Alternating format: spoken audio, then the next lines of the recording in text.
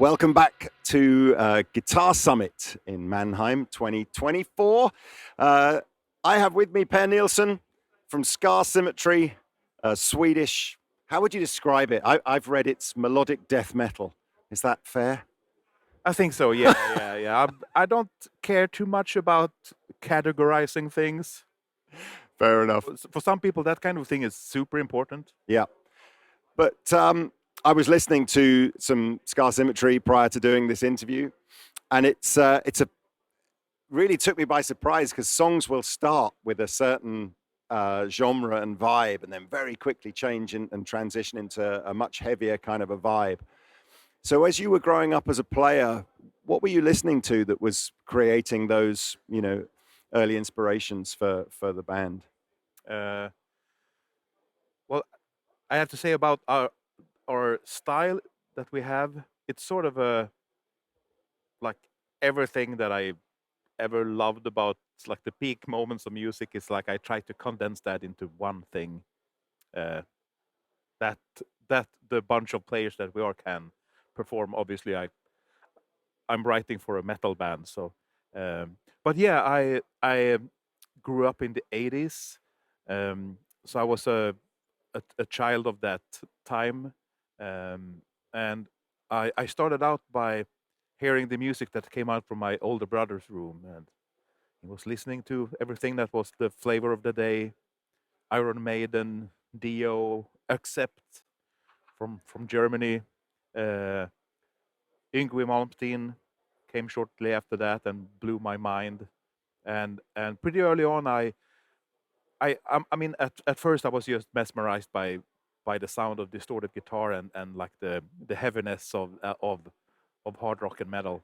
Mm. But then quite quickly I started all like realizing I was very interested in the guitar playing and in lead playing, and I could sort of tell bands that had like the great Yeah. lead players.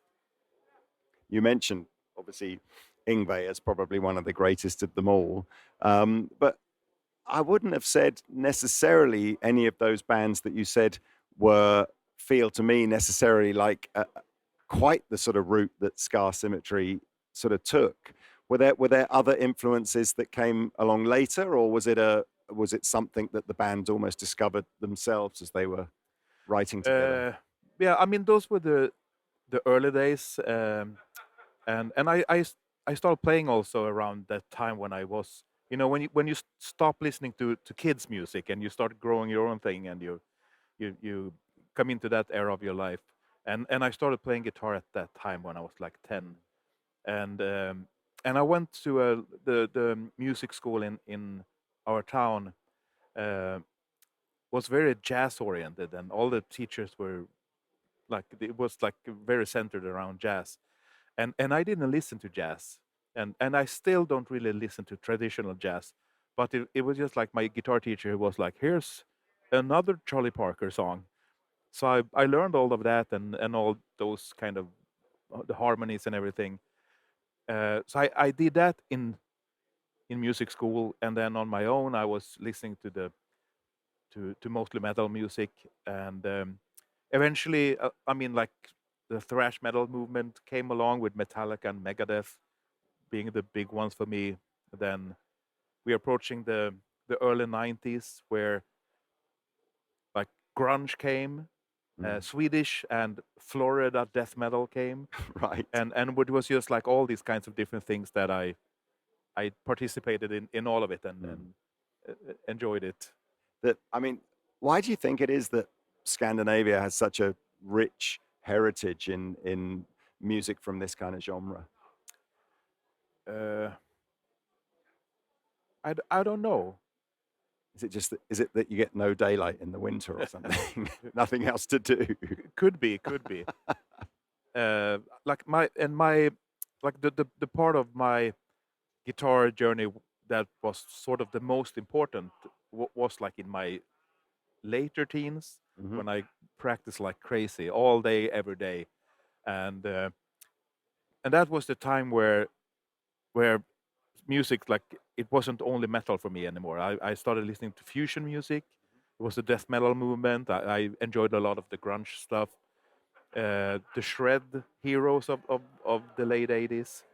Um, and then there were metal bands that started coming up that sort of fused fusion with metal, like uh, the band Death from one of the Florida death metal bands. They did that. They hired two guys from the band Cynic. So those both of those bands had elements of like jazz fusion in their death metal, and I loved that. And then I heard Meshuggah the first time in '94. I went to one of their shows in my hometown, and we had only heard that they were supposed to be this incredible band from up north of Sweden. So we just went to see them, and everyone came out absolutely bewildered. Did Meshuggah take the whole genre to another level for you? Yeah, yeah, absolutely. Yeah. But I mean, it's an interesting one. I want to talk about the journey with your gear and things like that. But was it how did it come around that Meshuggah asked you to cover for Frederick because that was for maybe 4 years or so. So, Yeah, something like that, depending on how you count. but was that just a phone call out the blue, or had you known Yeah, them? yeah, pretty much. The only one I had ever met was Fredrik, who I was subbing for, and it wasn't even his decision to hire me, because he was like, I'm gonna step out for a while, guys, and they tried to like scramble to find like the right person, and they couldn't think of anyone. But it so happened that I knew some of the people in their organization. Obviously, I didn't know that they were looking for someone, but they're I'm friend with their guitar tech for a long time, and their manager used to work for Symmetry Mhm. like a long time ago, and their monitor tech, he was doing monitors for Symmetry at a show, and he's also a guitar player. So he saw me play and liked what he heard. So I already had three people in the organization that all of them were like, hey guys, maybe you should check out this guy, and they Did your gear have to change much in the transitions? We should talk yeah, about, because sure, you would have been playing Strandberg prior to the Meshuggah yeah, call up. yeah, Um, Before that, was it Ibanez you were with, or what was the? yeah, yeah, So you went from I'm guessing all of your heroes, or many of your heroes from the 80s and 90s, would have been Ibanez yeah, players. So absolutely. I guess that was a dream as well to Hmm. play that. But let's talk about why you decided to change over to Strandberg, and then I'm also interested as to whether or not the guitar worked for the Meshuggah period, or whether you had to change elements of the rig to deal with a different vibe. Sure. Yeah, I started going to these kinds of things, the trade shows, in 2013, and I met Ola Strandberg, tried his guitars, and I was very curious about them. And back then, it wasn't so common. Like now, headless guitars have become really common, and you see it when you walk around the aisles at a place like this. Like 10 years ago, there were no headless guitars at trade shows like this, and now like every little brand has their own version of this. So it's quite cool to see. So at first I was a little bit hesitant, because I came from like I really like the looks of an Ibanez, and the Stramberg is kind of like the some of the features of the shape, like this horn, is kind of, it's not very far from it. It's just like missing some stuff here, and obviously the headstock. Um, but Ola let me borrow a bunch of guitars and take home, and they grew on me. And then one day he approached me and said, "I want to build you a guitar," and he was like, he he didn't want me to sign a contract or anything.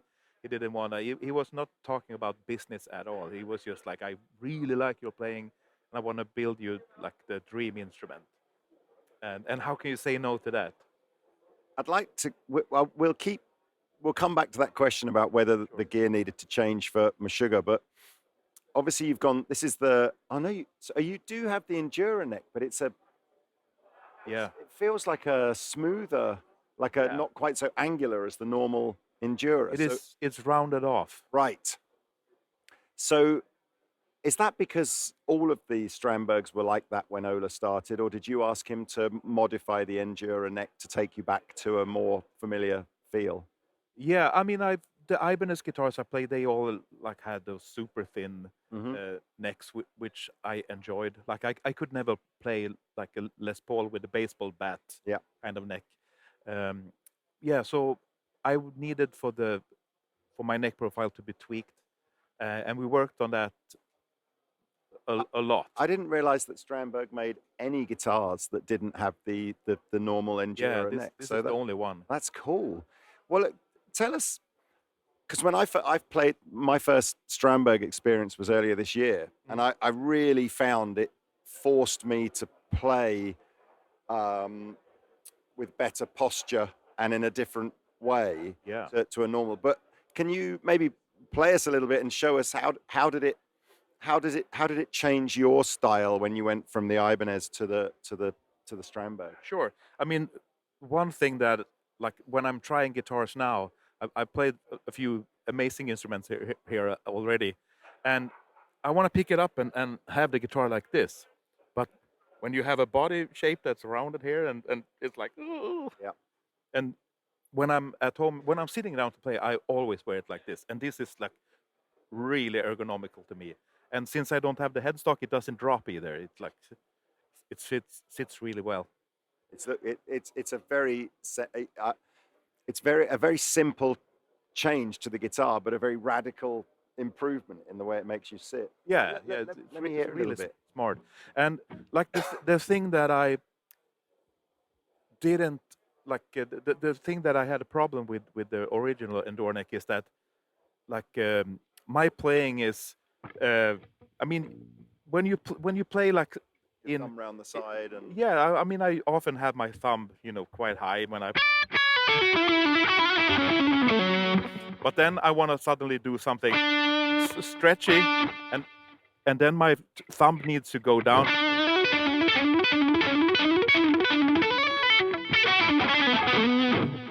And what happened with this, sort of the angles between the surfaces, I felt like I was hindered by that a little bit. So that's why we needed to round things off. was the microtonal fret something that you'd been playing with Ibanez before, or was that something you just did with Strandberg? uh, yeah, it was never available on any production model Ibanez's. But had it been frustrating you, that sense of not quite having the intonation that you wanted? Yeah, In, yeah, so absolutely. okay. Now I haven't properly tuned this guitar, so I probably shouldn't try something. But yeah, I'm not in tune, so sorry about that. But I mean, every guitar player knows that you tune a guitar in the A and the G, Yeah. the G and D, and they sound good, and then you play a C or something else, and it's like way off, and then you try to retune the G string to find a compromise where everything sounds a little bit out of tune instead of Yeah. something really out of tune. So I knew that I wanted this, because I'm also I'm also a recording engineer, and I record a lot of my own stuff. So It's funny you say that, because that you do find. I mean, I just accept that when I'm playing guitar, I'm never quite in tune, because yeah, you just yeah. can't be. And you do things like where you play a major chord and you I'll don't play the third. Yeah, Like, or you'll bend it, you're sort of bending yeah, into the note or something like that. But it does fascinate me, this, and I think you see it more from people that are doing recording, where just it drives them nuts that yeah. things aren't quite 100% in tune. I mean, I'm noticing your right hand stuff as well. You're obviously a hybrid picker as well. So Yeah. where did you, was that from school, when you were learning at school, or is that something you No, developed yeah, later? it's something that came later. Maybe because I'm playing guitar and where did I put my pick or Yeah. something, and then I'm just, So you're and there's something about being able to like hold the strings okay. and grab them, especially if you want to play things that are softer.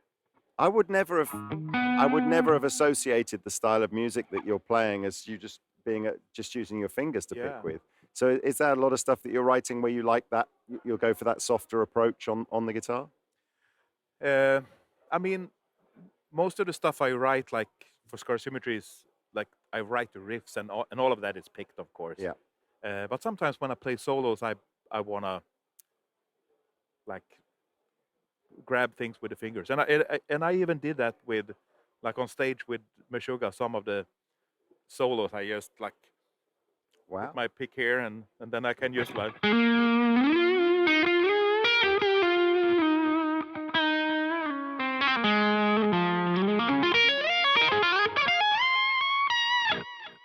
You're quite a light player, right? As in just, as in it's a light touch on the Yeah. strings. Has that always been how you've played, or is that to get the speed, do you need to have a sort of a lighter touch? Yeah, I think I play a lot of legato stuff. Hmm. It's not a lot of like aggressive alternate picking, um, and I think it's like it's just what I wanted to hear. And also, when I was young, I was struggling with alternate picking. It was Hmm. difficult for me, so I chose to go with the things that I was easier for me, and yeah, and I like having a range of dynamics. Let's go back to the Meshuggah piece. So were they were they quite happy for you to just bring your gear that you were using with Scar Symmetry along, or did they want you to replicate sort of Frederick's gear? Yeah, so what I did, like when I got the offer to do the gig, the first person I called even before my wife was Ola Strandberg. Okay. Hey man, this thing came up, and he was super excited for me, of course, and good opportunity for him also and the brand. And so I asked him to build me a couple of 8-string guitars, Right. uh, and what I did was that uh, I asked Strandberg to put in Lundgren pickups, the M8 that Hmm. Meshuggah was using. So I like if I have the same pickup, like that's gonna be a part of it at least. And then they already had a setup with they used Axe effects Right. for all their tones, and they use automatic program changes via MIDI. So they already have everything programmed and set up. So I just plugged into Super Fredrick's. easy Yeah, transition. we we we tweaked things like gain and gate to accommodate my playing style and my guitar. What was it like going on over to the 8 string? Because that's a different instrument completely to a six, isn't it? Yeah, it's Was like that, had you been playing eights before, or was that just you had to learn, the whole new way of approaching? yeah. I already own an Ibanez 8-string that I had played a bit, and there are a couple of Scar Symmetry songs that are on 8-string, but we never Right. played them live. And I never really played them like the song through, like they were just recorded in pieces. Um, so yes, I had played 8-string. I didn't like it all that much. I don't like the increased scale length. It's really hard to mute things when you have 8 strings. It's just a yeah, just a big old beast. Mhm. Uh, but I got the gig and I had to like, like just just deal with it. But I think I came into it pretty easily. Oh, that's cool. And I remember back in like '93 when I got my first 7-string, how I was, it's easy when you're on the thickest, like the low strings or the treble strings. But when you're like in the middle, you're like, Where's the am I on the D or the G or like you don't know. I'm glad it's not just me. Um, we're about 2/3 of the way through. I'm Sure. sure everyone would love to just hear some playing. I know you've not necessarily got something pre-prepared, but could you maybe take us through some classic licks and your favorite kind of heavier riffs and stuff, and just maybe I love. I know you said the guitar's not 100% in tune, but I'm always intrigued that when I see frets like this, I think bending and vibrato and everything must surely be weird Yeah. or uneven somehow. But you're saying that's not the case. So I'm interested in Yeah, sort of hearing it something. looks a lot crazier than it is, and it's like the big one is over Yeah, here, that's and you don't massive. do a lot of bending over there, That's true. and I don't even know. So it's not No, like a discrete jump or anything. Um, Yeah, so it feels like playing any old guitar.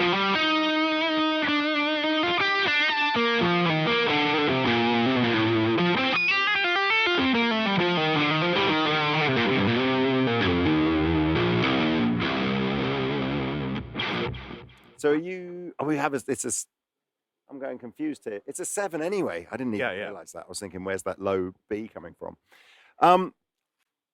Gear wise, obviously we've just plugged into a little Friedman preamp on the floor with a bit of delay. But what would be your go-to setup if you were, touring with Scar Symmetry now? We currently use the HX Stomp XL. Do you? Yeah, so Wow. tiny little buggers. Half the audience probably going, that's cool. I got one of those. Yeah. So you didn't, I mean, when did you move away from, touring with tens of thousands of dollars worth of gear and go over to a little effects unit? I mean, I like to have my tone with me. Mm-hmm. And in the early days, we just played whatever was available on the tour or in the festival backline. Tube Screamer, any amplifier, go. Pretty much. We did one show where I was handed a GCM 800, and I didn't have my pedals. Oh. I was just like That's straight into ouch. the amp. You know, you get no sustain on your solos. It was pretty rough. But yeah, it was just so convenient. We had the Pod X3 Really? floorboards for a long time, and then we play to a click. We have keyboards on tracks, so I wanted to start doing the automatic preset switching, and we did a tour where we used the big Helix rack, Mm-hmm. and it sounded great. And then they released the Stomp, and it's like it's the exact same software. It's just in a tinier frame, and I just knew that's just it's gonna sound awesome, and it's super convenient. Does everything I needed to do. I don't need like tons of processing power. Are you running everything in ear when you're on Yeah. stage? So you don't need, Yeah, 4x12s exactly. moving air or anything behind you? Yeah, and when we play like the small club shows, it's so convenient for our front of house guys to not have tons of noise bleeding into all the microphones on stage. So no turning back then. You don't miss the old days of 10 4x12s behind you and Yeah, I mean, I love it. I love it, and like we forget the chance to play through an amp like in a jam session or anything. I dig it. Yeah. There's something about having the sound being in the room and not like in your Yes. head, in your ears. Yeah. Yeah. So what's next? What have you got coming up? And in fact, I know what I wanted to ask you about. And I know I'm going to get the pronunciation of this wrong, but is anyone here in the audience a fan of Per's other project, which is, I called it Cappy, and you said I said it wrong, right? So yeah, Kaipa. Kuiper. Is anyone here a fan of that? So tell us about the Kuiper thing, because that's obviously a little bit different again. Yeah. So Kaipa was Sweden's the Swedish version of Yes and Genesis and the 70s prog bands in the 70s. They started in 73, the year before I was even born. So yeah, so they played throughout the 70s, toured like 200 shows a year in a crappy old van. And then they went out of fashion in the early 80s, and then they started up again in the early 2000s, did a few shows with the original guitar player before like they had a split just like they had in the 70s. Yeah. And interestingly enough, they called me up, and I'm not like I wasn't known for doing that kind of thing, because it's not at all heavy as So like Alan Symmetry. Holdsworth kind of crazy. Yeah. Wow. So that was a really cool. And are you thing still for me. doing that now from time to time? Yeah, I mean it's a studio project, so Right. it doesn't take too much time out of. That's cool. And will we see Scar Symmetry back on the road next year, maybe, or more another album next year? Or A bit of both. a bit of both. Yeah, I'm currently in writing mode, so and that is very unpredictable. Can go fast, and sometimes it, like last album took me 9 years. So Wow. And Okay. I promised the album to be delivered for many of those years, and I made a fool out of myself. Well, look, I think we're just about coming up to out of time. We've probably got a little bit more if you want to do a bit of playing out for us or something like that. But Sure. it's been an absolute pleasure meeting you. Thank you for spending the time with us and coming to Guitar Summit. You can go and see Per's the Strandberg guitar. I don't know if your guitar is on the stand, but the Strandberg guitars are up in one of the other halls there. If you've never tried one, it's an amazing guitar to check out. But yes, Yeah. lovely to meet you. After these last few notes, if anyone want to come up and touch the guitar, that's fine. Cool. If you're interested. Amazing. But Thank you very much. here are some notes for you. I really like to outline harmony when I play.